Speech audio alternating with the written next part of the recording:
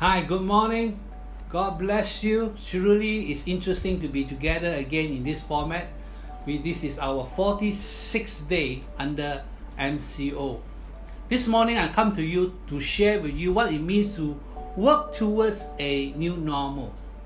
People think that life will return back to normal when MCO is lifted, but that would not be true because it is not post COVID-19. We will need to have a vaccine, and when will we will get this vaccine? No one knows. So everybody is just projecting when we will get a vaccine. At the meantime, we will live with COVID-19 and run the risk of contracting this virus. Now, since then, we have been told that our nation has changed and that there will be a new normal for all of us. What is this new normal? That, the leaders, the businessmen, the media is all talking about. Now, we can see some indication, although we cannot read the future, but we can see some signs. Number one, social distancing. It affects how people work, interact, do business, recreation, social and religious gatherings. Spending money. Number two, people know that they can now cut down their spending, especially on non-essential items, and also maybe possibly delaying them. There are people who will suffer job loss, and many people who suffer pay cuts. We are left poorer today. Number four, we are using a lot more electronics like now in this situation. People are studying at home, students are studying at home, people are working from home, video conferencing is now normal. There is a fifth thing that you can see happening is travel. People are afraid to travel because of COVID-19, and many families are even deferring their holidays. Now, looking at this trend, we can conclude everything has to do with human interaction. When we change human interaction, it affects every level of society and the nation. We are so used to have constant interaction with others in order to live. We have relationships with one another, not just with our family members, with friends all over on a daily basis. These are the people who work with us. These are the people who go to school with us, who play with us, and even our neighbors. When we want to get our necessities of life, we are not served by robots or machines. We call this transactional relationship. We relate to people so that we want to get something from them, and in return we pay. There are many reasons why we interact with one another. Through human interaction, we know who we are, our self-worth, and our purpose in life. So we need to keep this reason to establish more relationships. Otherwise, fear will control us, and when that happens, it will lead to isolation. And we must not let that isolation become normal. In fact, that is abnormal. You see, the new normal that we hear of is a disruption of how we interact. But it's not about why we interact. In times like this, if we look at the people around us, people are more isolated, more helpless than before.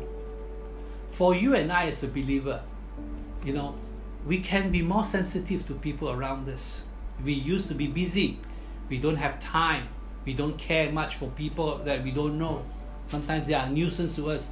But now, we can be conscious about them.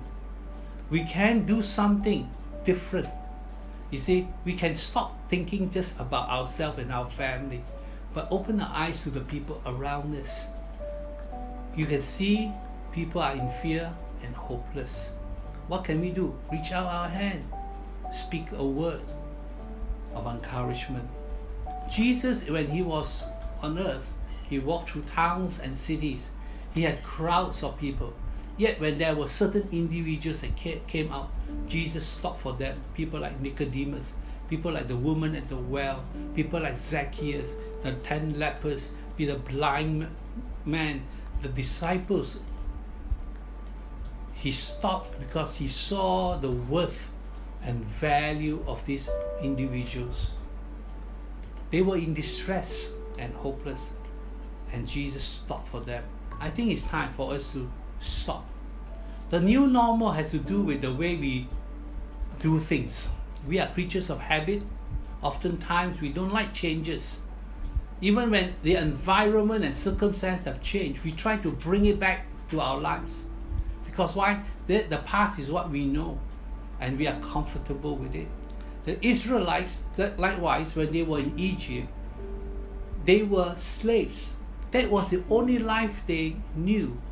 And when they were delivered out of Egypt, and they were in the desert, some will still think back of their life in Egypt. Even though it's a life of oppression, they still would think back and thought of going back, some of them. Why? Because going forward is something new.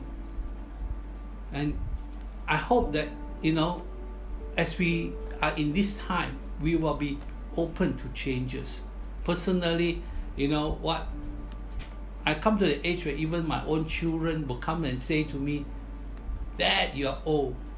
I have even homings who laugh, "You always." Well, these are times that, we are considered old. But yet, these are times that we can make changes. We are not too old to change. The Bible talks about Nehemiah, coming back to Nehemiah.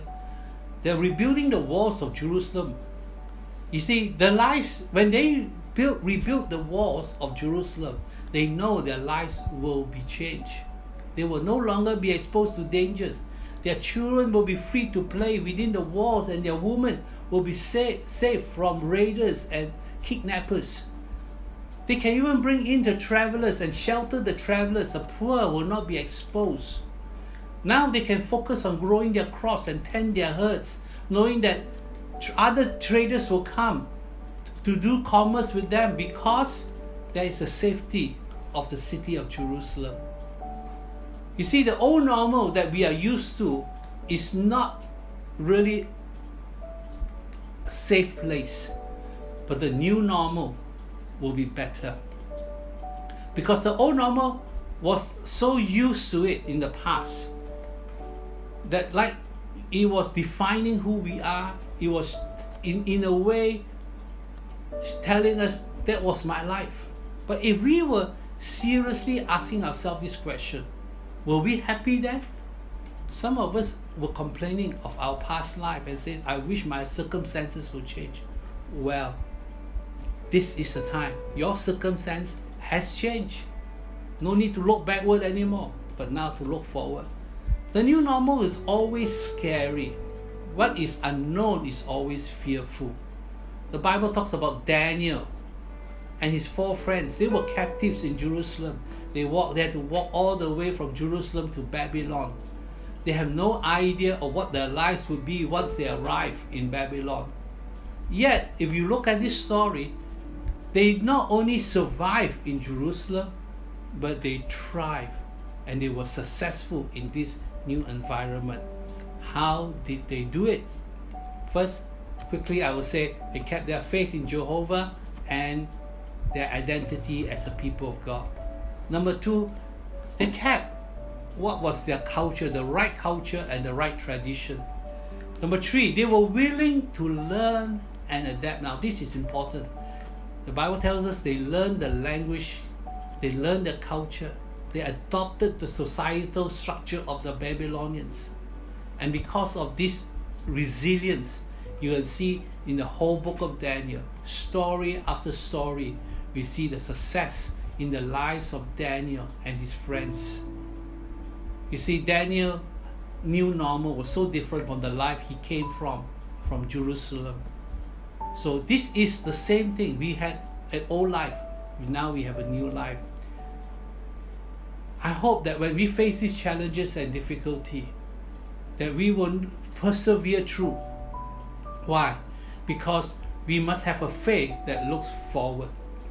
Nehemiah's men worked, when we look at Nehemiah, his men worked under tremendous opposition. They never gave up their faith of a new city with walls. Their faith of a good life caused them to be willing to hold one hand to work while the other hand to hold a weapon to fend off the enemy. This is how it will be for all of us. We work and we will fight the enemy. There will always be a price to pay. Nehemiah 3, when we were looking at it, families had to work hard and make sacrifices to the rebuilding of the walls. They had to readjust their priorities. So likewise, we adjust our priorities of our time, our money, and the resources. Why? To welcome and bring in the new. When I look at this, I ask this important question for you and I as we come to the close of MCO. Do you think that Glory Assembly will be doing the same things again in the post-MCO environment? When you and I walk back into the church on Sunday, are we expecting the church to be back to the same old church? Are we ready to embrace for change? This can be a time that is exciting for you and I, or it can be the worst of times. When we walk back into our church, first, please renew all our relationship, our friendship. We need this. Why? Because when we have one another, we can have a fresh vision for Glory Assembly. We have boldness, and then we can persevere together to do things that we have never done before. I trust the Holy Spirit to lead us and provide for us. I always remember this statement said to me, God will not lead you where His grace will not sustain you. You see, we talk about the new normal. The new normal is focusing on interaction, the need for greater interaction. At the same time, expect a new environment, a new normal. The new normal, in this new normal, we can not only survive, but prosper, grow, and thrive. So in conclusion, let me just sum up a few keys for this new normal for all of us as we prepare for the coming days. This key is, number one, have faith that looks forward. Number two, let's be prepared to move, do the necessary things. Let's be agile or flexible to make changes. Number four, let's get information, good information, so that we all can use about the situation we live in. Number five, I want to gather ideas from all of you, not just everything from me, but all of us contribute to ideas, good, godly ideas. Number six, we want to mobilize our resources, you, me, our money, our building, whatever resource, we want to utilize it and mobilize it. Number six, the last key is, let's be disciplined as a people of God, and then we can grow. I believe as we come out of this post-MCO, as we still live in this COVID-19 environment, I believe God will still help us to be strong, healthy, and prosper. God bless you.